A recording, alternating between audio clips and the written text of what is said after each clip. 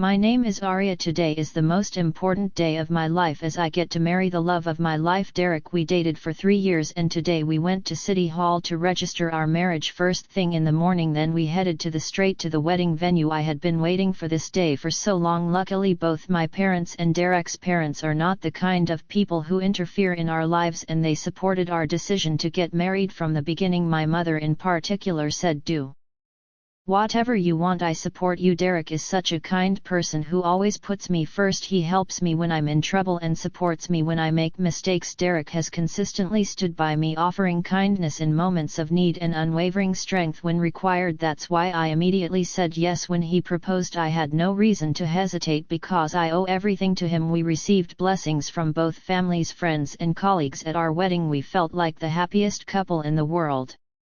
I tasted the ultimate happiness and was filled with hope for our married life together. Every day since I married Derek has been really happy. We found an apartment not far from our parents' homes and I'm grateful that we have a good relationship with our in-laws, especially my mother-in-law who always cared about me. I grew to love her and enjoyed spending time with her, but I never thought it would come to this. A few months after marrying Derek, I finished my part-time job and returned home to prepare dinner. Just as it was almost ready, Derek came home at the perfect time. "Welcome home, Derek. How was your day?" I greeted him. Something seemed off about Derek. Normally he would loudly say "I'm home," but today he didn't. I leaned in closer and saw his face was pale with sunken eyes. "Wait, something's wrong. Are you feeling okay?" Worried, I asked. Derek slowly opened his mouth and spoke in a small voice. "My mom, she fell down the stairs. My dad just called." Suddenly it felt like time stood still. "Hey, your mother?" I asked again in horror. According to what Derek told me, his mother slipped on the stairs at their house and fell. She was conscious but had lost all sensation in her right leg. "How did that happen?" I inquired. The fact that his lively and energetic mother had become unable to walk was shocking. I was devastated. Of course Derek had always assumed it wouldn't easily affect him either, but I loved his mother just as much as he did. I cherished her as if she were my own mother. That's why it hit me so hard. I paused in the middle of preparing dinner and talked to Derek. "Your father doesn't seem to be in great shape either. I'm worried about your mother. Is she okay?" I asked him gently. "It's hard to say right now, but my brother and his wife also live with my parents," Derek replied. Derek has an older brother named Logan, is married to a woman named Samantha, and they live together with Derek's parents. But I couldn't imagine Samantha taking care of my mother-in-law. I know it's not right to think like this, but I didn't get along well with Samantha. The first time I visited Derek's parents' house I began to feel that way. We were still engaged, not yet married. His parents and his brother Logan welcomed me warmly and I had a really good time, but during our lively conversations Samantha didn't utter a single word. When I excused myself to use the restroom, Samantha said, "Let me show you the way," and led me there. She seemed to be just a quiet person, but then she suddenly said, "So how does it feel to be showered with attention, enjoying yourself?" I was taken aback. I didn't know how to respond. "Well, let me make it clear, nobody here is welcoming you. They're all just putting on a show, so don't forget to keep that in mind, okay?" she added. With that she went back to the living room where everyone else was. I stood there dumbfounded. On the way home I discussed the incident with Derek, who seemed to agree. "Yet I've heard some things about my brother's wife. She is just too straightforward in her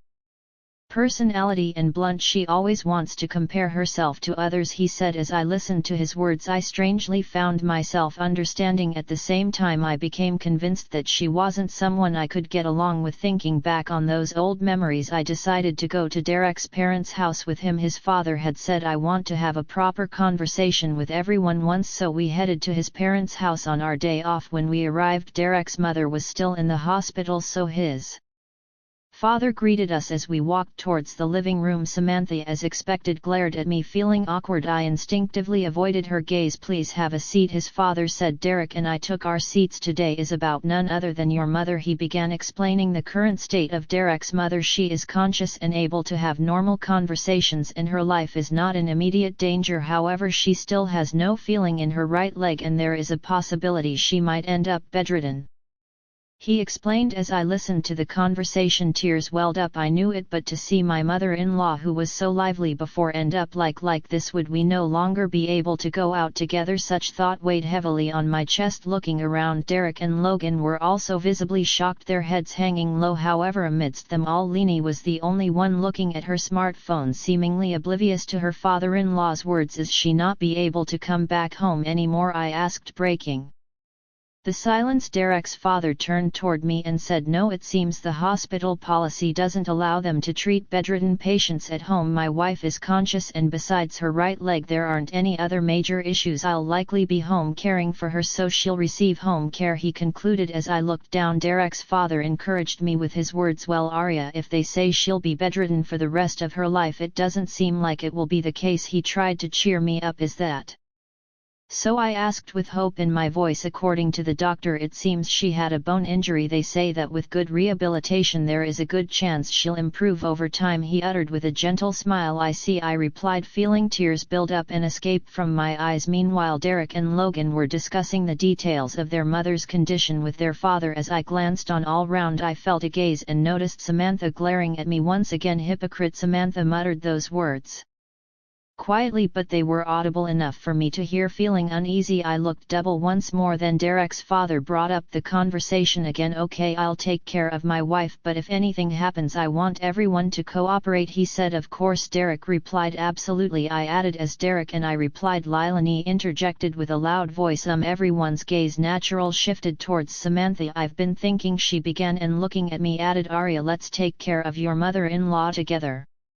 She suddenly brought up such a thing. I said. What, you don't like it? She questioned. After my puzzled reaction to her unexpected suggestion, I continued to explain. No, it's not that I don't like it, it's true that our father-in-law's back isn't in great shape, so it would be better if we— I didn't say enough then. It settled. Samantha interrupted me. It would be difficult to come here every day, so why not live together at this point, she suggested. I said. Samantha kept pushing the conversation forward without considering my feelings, and I started to panic. Logan, who had been listening, said, hey, isn't that too sudden? It's troublesome to be told all of a sudden, right? But Samantha replied, but caregiving is a 24-hour job, right? It would be tough to come here every day, don't you agree? She looked at me as she said that. Certainly living together will be easier, I agreed. As I said that, my husband uttered, it's up to Arya to decide. I'll support and help in any way. Shall we live together?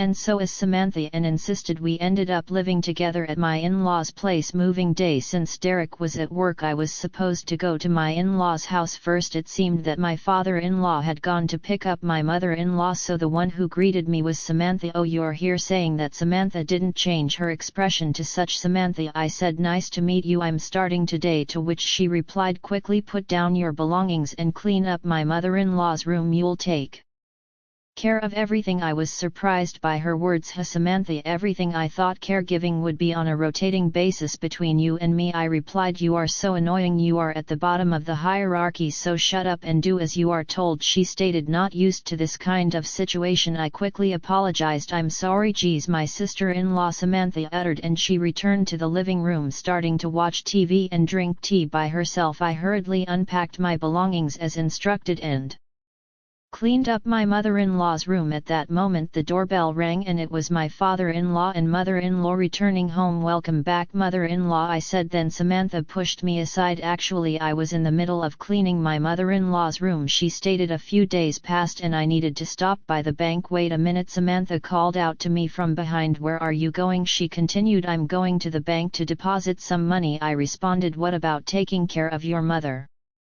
in-law? Do it properly, she asked me. But it's your turn today, right? I'm always changing my schedule for you and I don't even have time to go outside. I tried to object. I don't know about that, just do it quickly. I'm the one going out now, Leilani said as she grabbed her bag and left. Unfortunately, my father-in-law also had a community gathering today and wouldn't be back until evening. I couldn't just leave my mother-in-law alone, so I gave up on going to the bank and stayed at home from then on.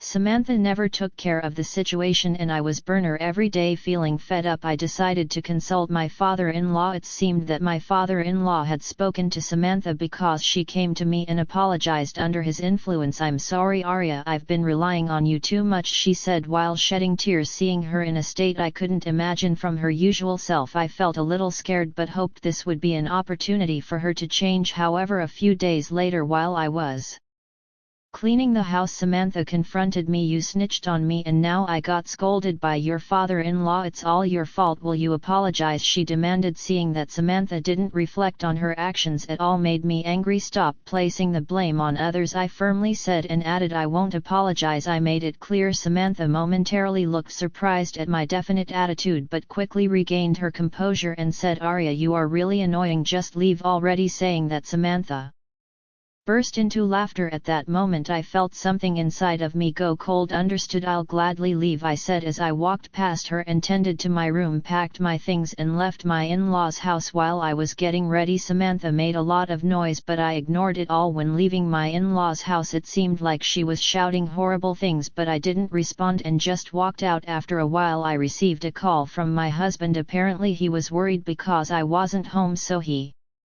decided to call. When he asked Samantha about my whereabouts, she left him hanging. That's all she said, so I told him everything. As a result, Samantha's true nature was exposed and both my father-in-law and Logan became furious with her. Logan asked her to apologize to me but Samantha replied, "Why should I apologize?" Hearing this, my father-in-law, who was listening, got angry and said, "Arya has been providing most of the care expenses for her mother. I didn't notice and I was at fault, but I never thought Samantha could be so despicable." He expressed his anger. "Yes, even though it was just a small amount. I had been giving money to my mother-in-law every month hoping it would help her. I hadn't even told Logan about this, so he was quite surprised." In the end, Logan had enough and said, "We are getting a divorce. Get out of here." As a result, Logan kicked Samantha out of the house. I don't know where Samantha went after that. I received a request from my mother-in-law to come back, so I decided to return to my in-laws' house even though Samantha was no longer there and the caregiving was by no means easy. My mother-in-law's condition improved day by day and now she can even walk with the help of a cane. "B still seems to feel inferior to me. If there is anything troubling you, please let me know," he said. He actively helps with household chores as well. My husband Derek also supports me more than ever, so living at my in-laws' house is no longer a burden at all. I feel no sympathy for Samantha. It's her own doing and she deserves it. I'll make sure not to end up like her. With that in my mind, I live my life every day